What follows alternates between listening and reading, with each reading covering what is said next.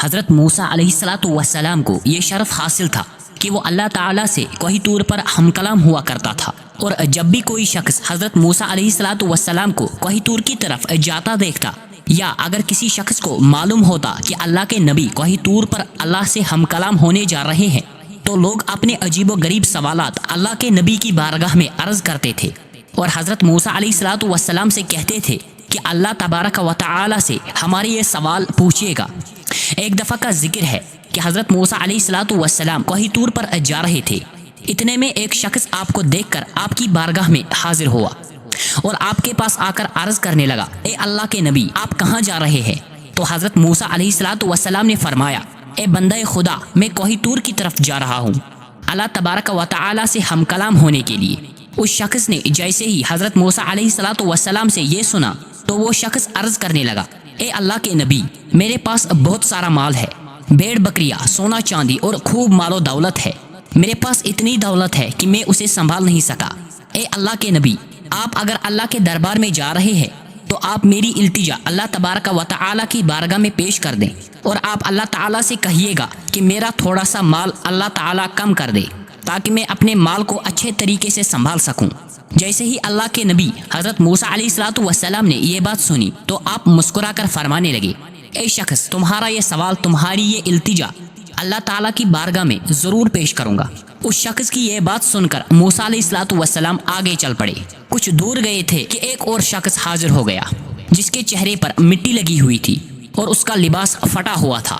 اس نے حضرت موسیٰ علیہ الصلاۃ والسلام سے عرض کیا، اے اللہ کے نبی، آپ کہاں جا رہے ہیں؟ تو حضرت موسیٰ علیہ الصلاۃ والسلام نے فرمایا، میں کوہ طور کی طرف جا رہا ہوں اللہ تعالیٰ سے ہم کلام ہونے۔ اس شخص نے عرض کیا، اے موسیٰ علیہ الصلاۃ والسلام، آپ اللہ کے پاس جا رہے ہیں تو آپ اللہ تبارک و تعالی سے کہیے گا تھوڑا مجھ پر بھی اپنی توجہ فرمائے اور مجھے بھی تھوڑا سا مال عطا کر دے، میں فاقے کاٹ کاٹ کر تھک چکا ہوں۔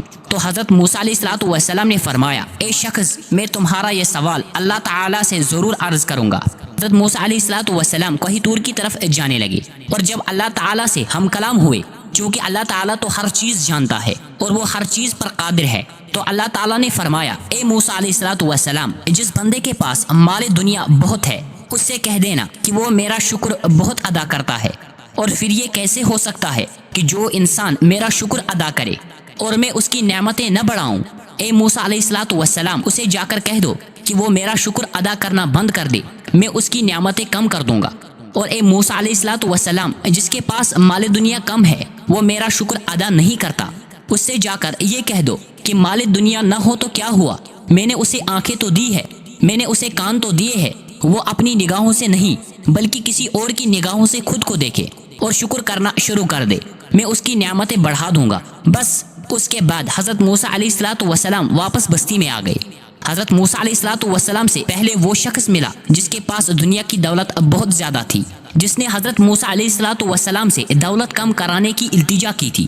تو حضرت موسیٰ علیہ الصلاۃ والسلام نے فرمایا، اے بندہ خدا، اللہ تعالیٰ نے ارشاد فرمایا ہے کہ تو میرا شکر بہت ادا کرتا ہے، تو شکر کرنا کم کر دے، میں تیری نعمتیں کم کر دوں گا۔ تو وہ شخص کہنے لگا، اے اللہ کے نبی، یہ کیسے ہو سکتا ہے کہ جس اللہ نے مجھے انسان بنایا، آنکھیں دی، زبان دی، کان دیے، ہاتھ پیر سلامت دیے، جس نے زمانے میں مجھے عزت دی، اتنا مال دیا، تو میں اس کا شکر کیسے نہ کروں؟ اے اللہ کے نبی، مال زیادہ ہو یا کم ہو، لیکن میں کبھی بھی اللہ کا شکر ادا کرنا کم نہیں کروں گا۔ تو حضرت موسیٰ علیہ الصلاۃ والسلام نے فرمایا، پھر تمہارا مال کبھی کم نہیں ہوگا۔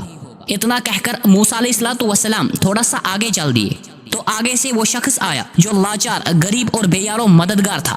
اس نے جیسے ہی حضرت موسیٰ علیہ الصلاۃ والسلام کو دیکھا تو اس نے کہا، اے اللہ کے نبی، کیا آپ نے میرا سوال اللہ تعالیٰ سے پوچھا؟ تو حضرت موسیٰ علیہ الصلاۃ والسلام نے فرمایا، ہاں، میں نے اللہ تعالیٰ سے پوچھا تھا، اللہ تعالیٰ نے ارشاد فرمایا ہے کہ اس شخص سے جا کر کہہ دو کہ وہ میرا شکر ادا نہیں کرتا، اس سے کہو کہ میرا شکر ادا کیا کرے، میں اس کی نعمتیں بڑھا دوں گا۔